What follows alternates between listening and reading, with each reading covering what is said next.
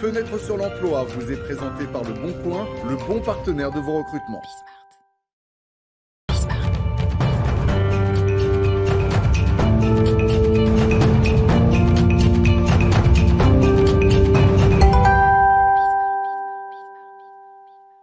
Fenêtre sur l'emploi.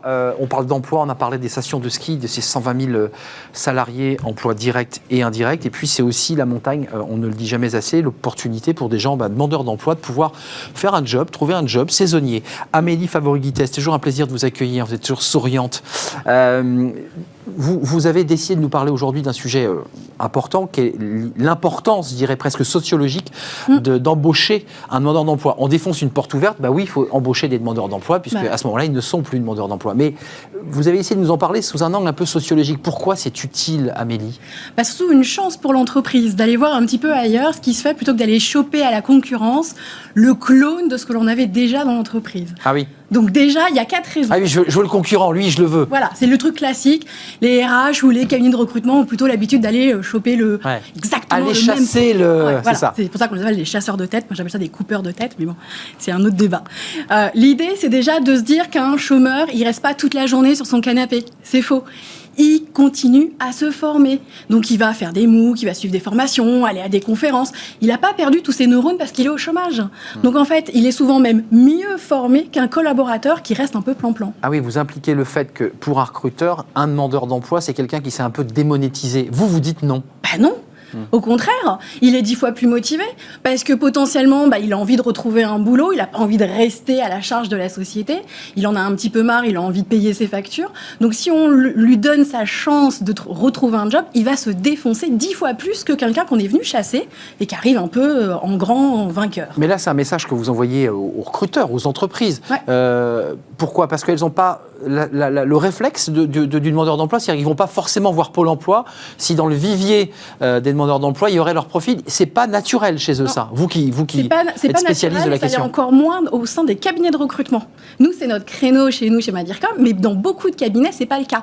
Parce qu'ils partent du principe que si l'entreprise les paye très cher pour recruter, ce n'est pas pour aller chercher un chômeur qu'ils pourraient trouver à Pôle emploi. Et donc, pour le dire de manière un peu cynique, le demandeur d'emploi, c'est un peu un sous-produit, quoi. Ah oui. C'est ça. Il n'est plus forcément opérationnel d'après les dires des RH ou des cabinets de recrutement. Il n'est pas très motivé. Laurent Mulero n'est pas d'accord, mais je vous le dis. Non, vous créez souvent des débats. Je vous ai vu opiner. Non, je crois qu'il y a Vous êtes d'accord avec ça ? Je suis partiellement d'accord. Il y a 2 problèmes déjà. Il y a quand même la qualification. Quand on exerce des métiers bien précis, il faut quand même trouver le profil dans qui exerce le métier. C'est vrai. Ce que vous dites, c'est un peu globalisant et quelquefois, il faut quand même la compétence qui va bien. Une vraie compétence. Même pas que dans l'artisanat. Je pense que ça peut concerner un peu tout le monde. Et puis après, il y a Pôle emploi.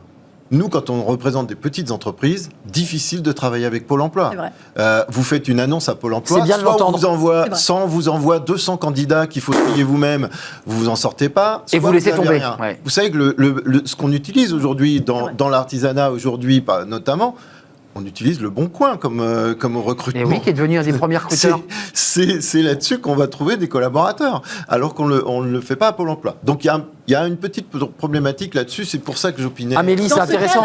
C'est bien de l'entendre, ça. La CVTech, en fait. C'est pas forcément faire appel aux conseillers Pôle emploi qui vont... Parlez-nous de la CVTech.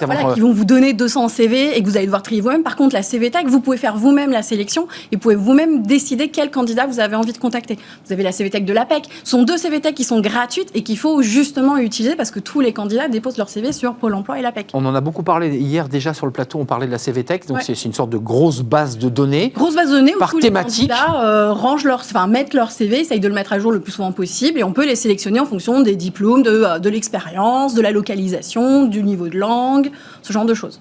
Quand on a une petite entreprise, on n'a pas un service RH. Et quand c'est le chef d'entreprise qui doit passer des heures à trier, il y a quand même des organisations, des services qui sont faits pour ça normalement et qui devraient aider les entreprises. Services publics, ça serait quand même préférable. Il y a des services publics.